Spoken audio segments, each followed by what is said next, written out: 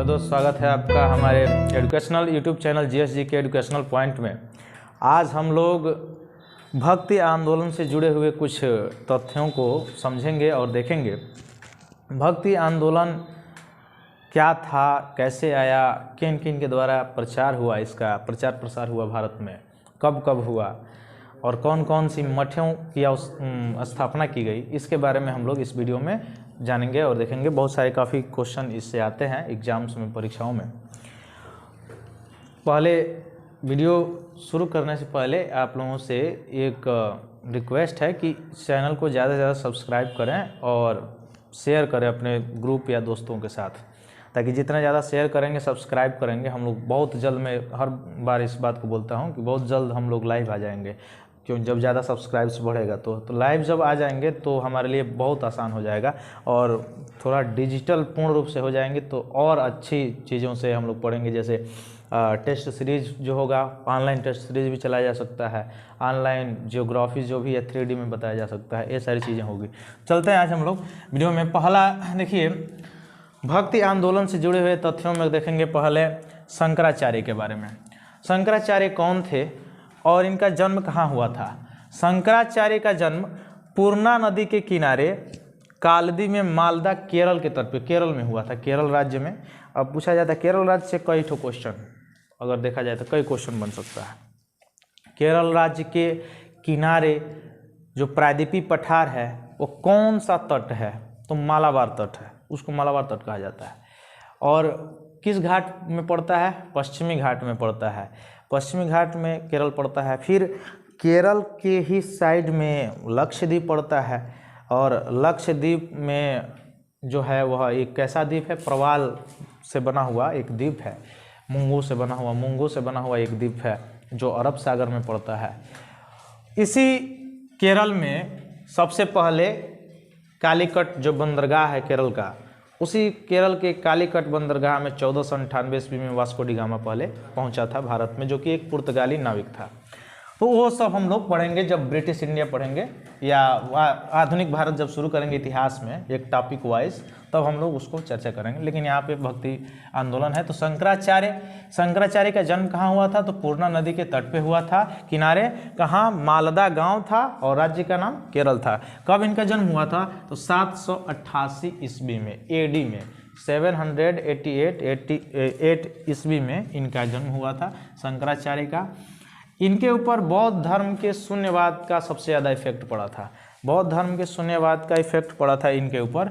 मतलब क्या हुआ कि यह अद्वैतवाद थे। अद्वैतवाद मतलब केवल एक ही, इनके अनुसार एक ही भगवान थे, एक ही भगवान को मानते थे। मतलब पूरा जो प्रकृति है, जो सृष्टि है, वह एक ही व्यक्ति चलाता है, जो गॉड है, जो ईश्वर है, इनके अनुसार उसको बोला जाता है अद्वैतवाद। तो शंकराचार्य जो थे उन पर किसका इनका इफेक्ट था? तो बौद्ध धर्म के शून्यवाद का प्रभाव था और अद्वैतवाद के यह मुख्य रूप से अद्वैतवाद जो थे का प्रतिपादन थे। और स्मृति में देखा जाए, इसमें संप्रदाय में किस संप्रदाय के थे? तो स्मृति संप्रदाय के थे, यानी शंकराचार्य स्मृति संप्रदाय के थे। और किस उपासना वाले थे? तो निर्गुण उपासना के थे, निर्गुण भगवान की पूजा करते थे। तो निराकार जो भगवान था निर्गुण उपासक थे और ज्ञान मार्ग के क्या थे? मार्ग इनका क्या था? ज्ञान था। पूछा जाता है शंकराचार्य कैसे उपासक थे? निर्गुण उपासक थे। इनका मार्ग क्या था? ज्ञान मार्ग था। इनका मार्ग भक्ति मार्ग नहीं था, ज्ञान मार्ग था। इनकी संप्रदाय कैसी थी? स्मृति संप्रदाय की थी। यानी पूछा जाएगा निम्न में से स्मृति संप्रदाय से जुड़ा हुआ कौन है? शंकराचार्य हैं, ठीक है। और अद्वैतवाद, शंकराचार्य का संबंध निम्न में से है, 4 ऑप्शन दे देगा। अद्वैतवाद, द्वैतवाद, विशिष्ट द्वैतवाद, इनमें से कोई नहीं, तो अद्वैतवाद वाला हम चूज करेंगे, क्योंकि यह एक ईश्वर को मानते थे। तो अद्वैतवाद के मुख्य रूप से ये क्या थे? प्रतिपादक थे। उसके बाद से इन्होंने, शंकराचार्य ने 4 मठों की स्थापना की। भारत के 4 कोनों में 4 मठों की स्थापना की। उत्तर में बद्रीनाथ में ज्योतिपीठ, फिर दक्षिण में मैसूर में श्रृंगेरी पीठ, ये पूछा जाता है, बहुत ज़्यादा इंपॉर्टेंट क्वेश्चन है कि शंकराचार्य के द्वारा कितने मठों की स्थापना की गई थी? 4 मठों की, भारत में 4 मठों की स्थापना की गई थी। उत्तर में बद्रीनाथ में ज्योतिपीठ, दक्षिण में मैसूर में, मैसूर जो कि इस समय कर्नाटक है, उसका पुराना नाम मैसूर था, मैसूर में श्रृंगेरी पीठ, और आपके पश्चिम में अगर देखा जाए तो पश्चिम में द्वारिका है, तो द्वारिका में शारदा पीठ, द्वारिका में शारदा पीठ, और पुरी में गोवर्धन पीठ, पुरी में गोवर्धन पीठ।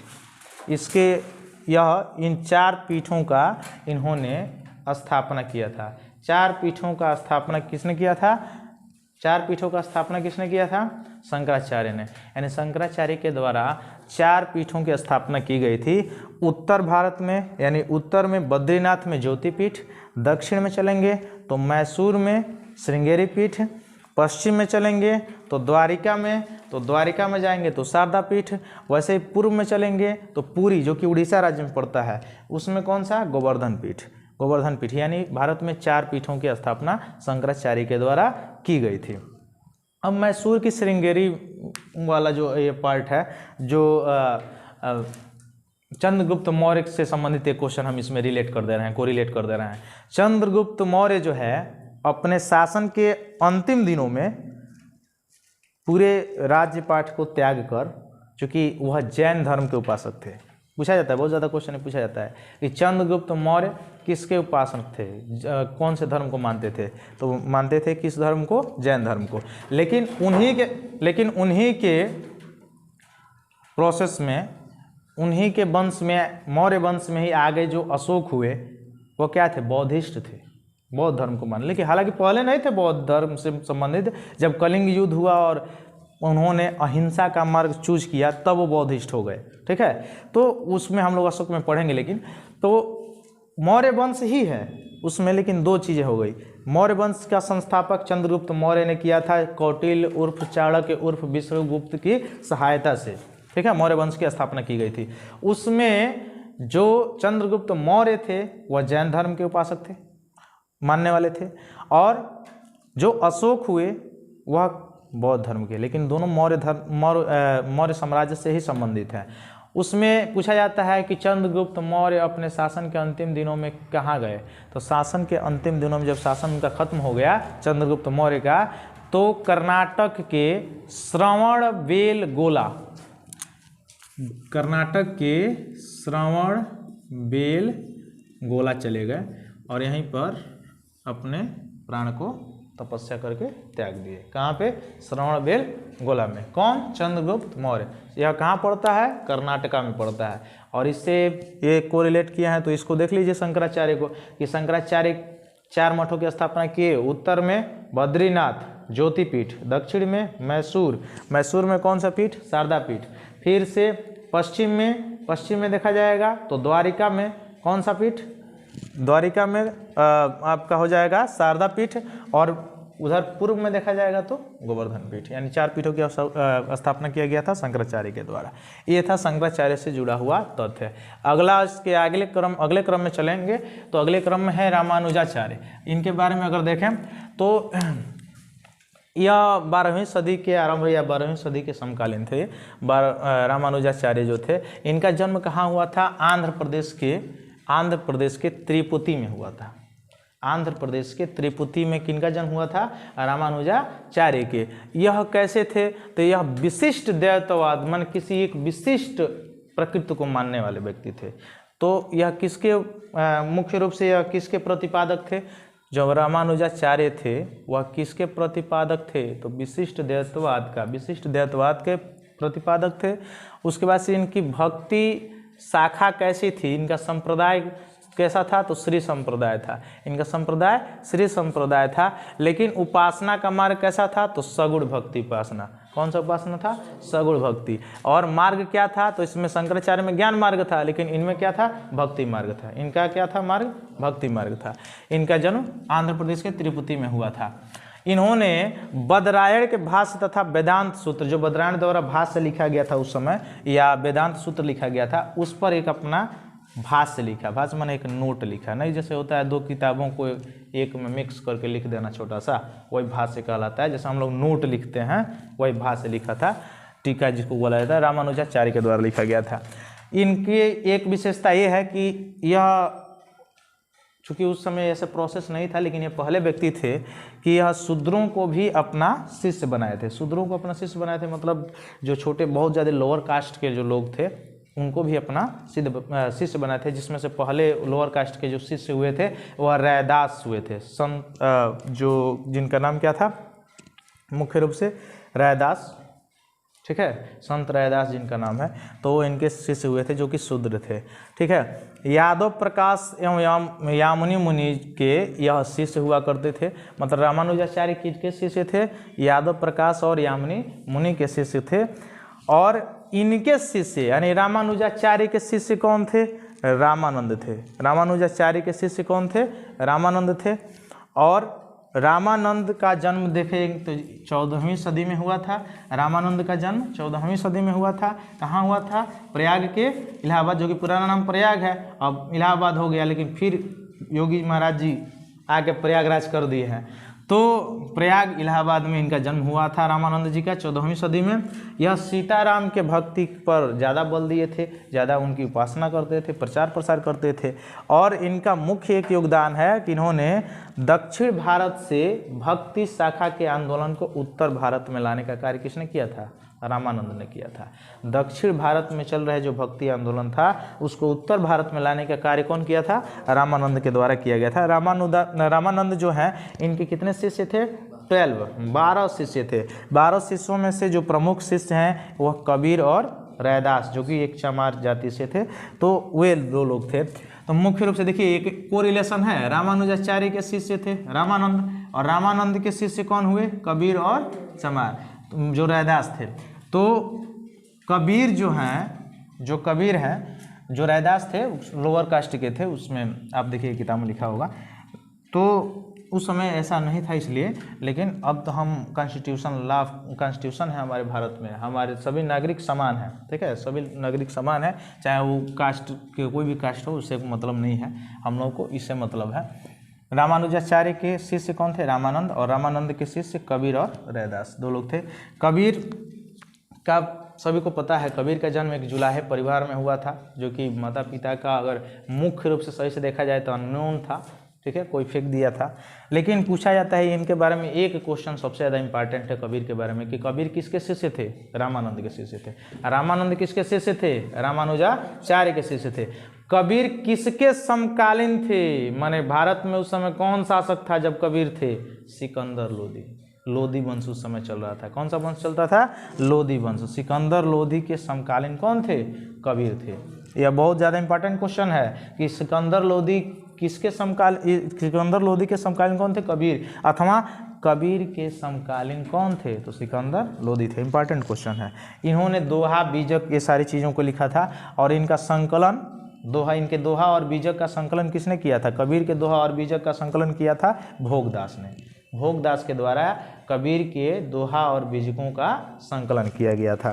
इनकी मृत्यु हो गई थी कहाँ, मगहर में, जो संत कबीर नगर उत्तर प्रदेश में पड़ता है।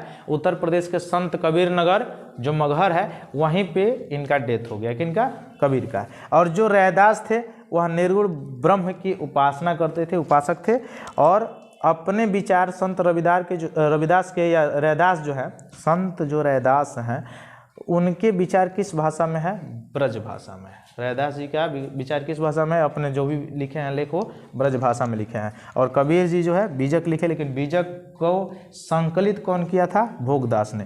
किसके समकालीन थे, सिकंदर लोधी के। किसके शिष्य थे, रामानंद के। ये 4-5 क्वेश्चन इंपॉर्टेंट है। फिर आगे चलते हैं हम लोग। निम्बकाचार्य अथवा निम्बार्क, निम्बकाचार्य अथवा निम्बार्क, यह भी रामानुजाचार्य के समकालीन थे। रामानुजाचार्य के समकालीन कौन थे, निम्बार्क अथवा निम्बकाचार्य थे। यह द्वैतवाद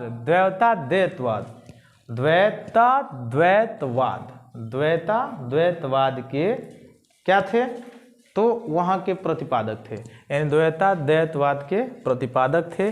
सनक संप्रदाय के थे। सगुण जो है इनका जो था वह दर्शन सगुण उपासना का माध्यम सगुण था, और जो मार्ग था निम्बरकाचार्य का, मार्ग कैसा था? भक्ति मार्ग।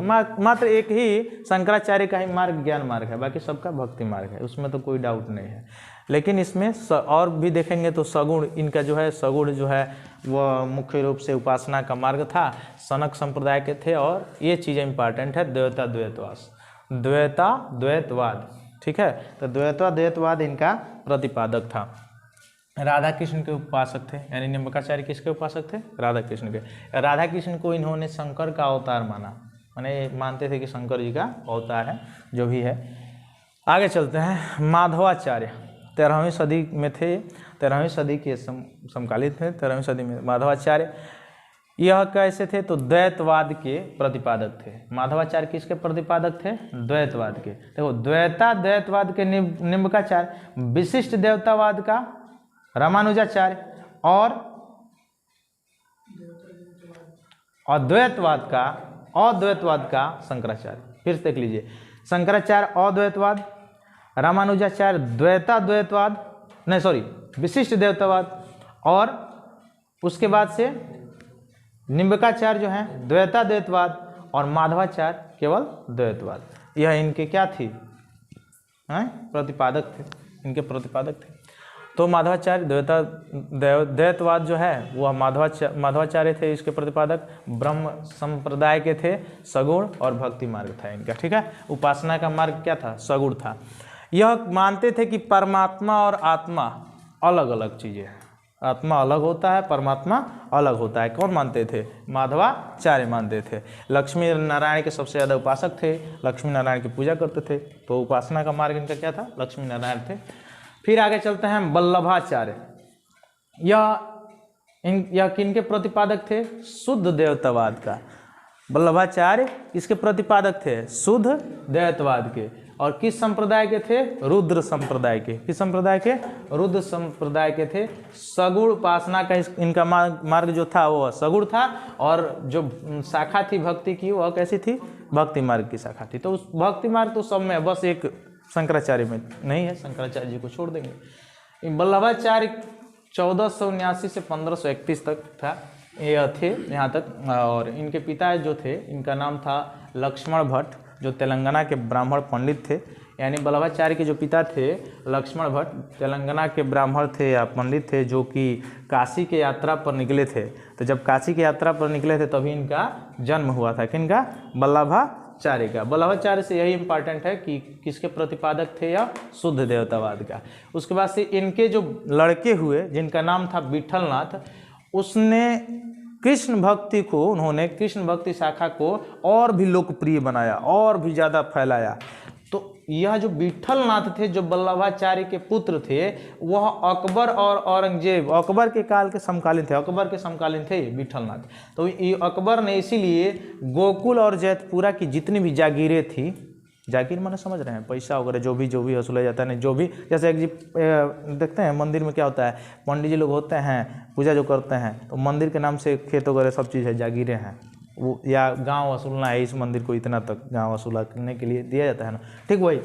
तो विठलनाथ को अकबर ने, चूँकि ये कृष्ण भक्ति शाखा को बहुत ज़्यादा लोकप्रिय बनाए थे, तो अकबर ने गोकुला की और जैतपुरा की जागीरें किसको दी थी? विठलनाथ को दी थी। किसने दी थी? अकबर ने। विठलनाथ किसके पुत्र थे? वल्लभाचार्य के थे। फिर औरंगजेब जब आया, बहुत ही क्रूर शासक, इसके बारे में हम लोग पढ़ेंगे, बहुत ही इतिहास का सबसे क्रूर शासक था। देखिए, संगीत से प्रेम नहीं था इसको, एकदम नहीं था, लेकिन अपने जब अकेले रहता था ना, तो घर में हारमोनियम टुनटुनाता था, ठीक ना। लेकिन इसको संगीत से प्रेम, पूरे प्रतिबंध करा दिया था कि कहीं संगीत नहीं बजना चाहिए, पूरे शासनादेश दे दिया था। तो इसके समय में श्रीनाथ जी की जो मूर्ति थी वहाँ पे गोकुला में, उसको कहाँ ला लिया गया?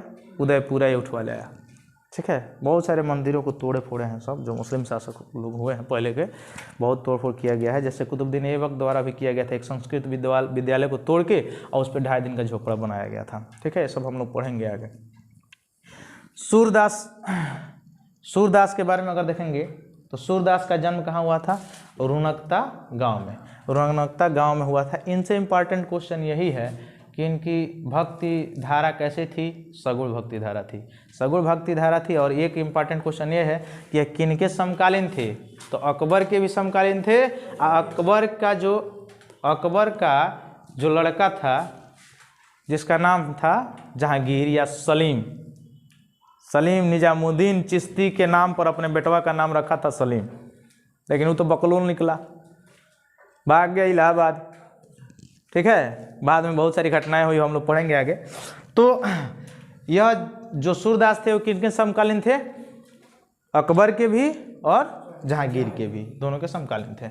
इन्होंने अपना जो भी लेख लिखा है किस में लिखा है, ब्रज भाषा में लिखा है। कृष्ण भक्ति मार्ग था इनका, इस पर इन्होंने लिखा था सुर सरावली, सुर सागर, साहित्य लहरी, ये सब अन्य ETC बहुत ज़्यादा लिखे थे। लेकिन इंपॉर्टेंट क्वेश्चन यही है, अकबर और जहांगीर के समकालीन थे सूरदास। फिर तुलसीदास जी महाराज जो है 1532 में इनका जन्म हुआ था, बादा जिले के राजापुर गांव में। बादा जिले के राजापुर गांव में किनका जन्म हुआ था, तुलसीदास जी का। और यह किनके समकालीन थे, तो अकबर के समकालीन थे। अकबर के समकालीन कौन थे, तुलसीदास। और रामचरित्र को सबसे ज़्यादा लोकप्रिय इनकी पुस्तक जो थी वो रामचरित्र मानस थी, जो अवधी भाषा में जिनको इन्होंने लिखा था। ठीक है, और भी है गीतावली, कवितावली, विनय पत्रिका, ये सब इन्हीं द्वारा लिखा गया था। और बहुत सी चीज़ों को लिखे थे, लेकिन सबसे ज़्यादा जो था वह हाईलाइटेड वो रामचरित्र मानस था, जो कि अवधि में लिखे गए थे। तो हम लोग जो मेन निचोड़ अगर देखें तो यही देखेंगे कि जो शंकराचार्य में जो पढ़ना है हमको, तो शंकराचार्य में अद्वैतवाद, शंकराचार्य के बाद अगर हम देखेंगे तो रामानुजाचार्य में विशिष्ट देवतावाद। उसके बाद से अगर चलेंगे रामानुजाचार्य के बाद माधवाचार्य हैं, निम्बंकाचार्य हैं, निम्बंकाचार्य में द्वैतवाद। और उसके बाद से माधवाचार्य हैं द्वैतवाद, माधवाचार्य के बाद वल्लभाचार्य हैं शुद्ध द्वैतवाद। ये इंपॉर्टेंट है। इंपॉर्टेंट के बाद इनके जो लड़के हुए विठलनाथ वो किसके समकालीन थे, अकबर के समकालीन थे। तुलसीदास किसके समकालीन थे, अकबर के। और सूरदास अकबर और जहांगीर दोनों के समकालीन थे। अब एगो चीज़ इसमें बच गया है, सिख गुरु वाला। सिख धर्म का संस्थापक गुरु नानक देव को माना जाता है। ठीक है, लाहौर में उनका जन्म हुआ था, रावलपिंडी में। तो वहाँ से लेके और जो 10 गो सिख गुरु हुए हैं, ठीक है, जो 10वां जो थे गुरु गोविंद सिंह थे। यह सब को पढ़ना पड़ेगा, इससे क्वेश्चन आते हैं। जैसे में से आपका जो है चौथा जो है, 5वां जो है सिख गुरु जिसका नाम गुरु अर्जुन देव था, उसके हत्या करा दिया था जहांगीर। और जो 9वां गुरु थे जिनका नाम गुरु तेग बहादुर था, उनको फांसी पर चढ़ा दिया औरंगजेब। ठीक है, इसको एक दिन और वीडियो बनेगा, उस पर हम लोग देख लेंगे और उसको डाल दिया जाएगा, इस पे यूट्यूब पे अपलोड कर दिया जाएगा। तो ये सारी चीज़ों को आशा करते हैं कि आप सबको समझ में आ गया होगा। इससे बहुत ज़्यादा क्वेश्चन पूछे जाते हैं। अगर आपको हिस्ट्री में एंशिएंट हिस्ट्री से पूछेगा, मॉडर्न हिस्ट्री है, मीडिएवल हिस्ट्री है, मध्यकालीन भारत जो भी है। मध्यकालीन भारत का मतलब कि जब मुगल काल चल रहा था उस समय की सारी चर्चाएं किया गया है, अभी जो भी किया गया है। ठीक है, तो इसके आगे भी हम लोग पढ़ेंगे, चूँकि अभी हम लोग हिस्ट्री क्रम वाइज नहीं शुरू किए हैं। क्रम वाइज शुरू करेंगे तो हम 3 पार्ट में पढ़ाएंगे, आज बता दे रहा है 3 पार्ट में पढ़ाएंगे। पहला प्राचीन भारत के कुछ अंश, एक टॉपिक उठाएंगे, उसको ख़त्म कर लेंगे। फिर एक दिन मध्य भारत का कुछ टॉपिक उठाएंगे, ख़त्म कर देंगे एक टॉपिक। फिर आधुनिक भारत का, क्योंकि यह तीनों साथ में चलेगा तो हिस्ट्री जल्दी से ख़त्म होगा। एक एक चलेगा तो नहीं ख़त्म होगा। एक दिन फिर अगला वीडियो जो आएगा वो आएगा भाग 1 से भाग 4 तक, भाग 1 और अनुच्छेद 1 से अनुच्छेद 4 तक। यह 4 गो, क्योंकि हम अनुसूची पढ़ा दिए हैं, अनुसूची वगैरह सब पढ़ दिए हैं, बाकी सबका वीडियो अपलोड ही है, ये सब पढ़ा दिया जाएगा। अब धीरे धीरे अनुच्छेद भी पढ़ा जाएगा, पॉलिटी भी आगे बढ़ेगा, और मैथ और रीजनिंग के भी अब धीरे धीरे इसमें बैचेज स्टार्ट किए जाएंगे। हाँ, यहाँ एक सूचना और देना था कि जिनको भी कोचिंग संस्था में SSC GD या जो भी आने वाले कॉम्पिटिटिव एग्जाम्स बहुत सारे लेखपाल वगैरह के आ रहे हैं, या टेट वगैरह के सीटेट के, अगर जो भी तैयारी करना चाहते हैं तो नीचे लिंक में दिया जाएगा व्हाट्सअप नंबर, आप उस पर कांटेक्ट कर सकते हैं। क्लासेज यहाँ शाम को चलते हैं हमारे कोचिंग संस्था में, आप उससे जुड़ सकते हैं या डिजिटल माध्यम से भी जुड़ सकते हैं। बहुत बहुत धन्यवाद।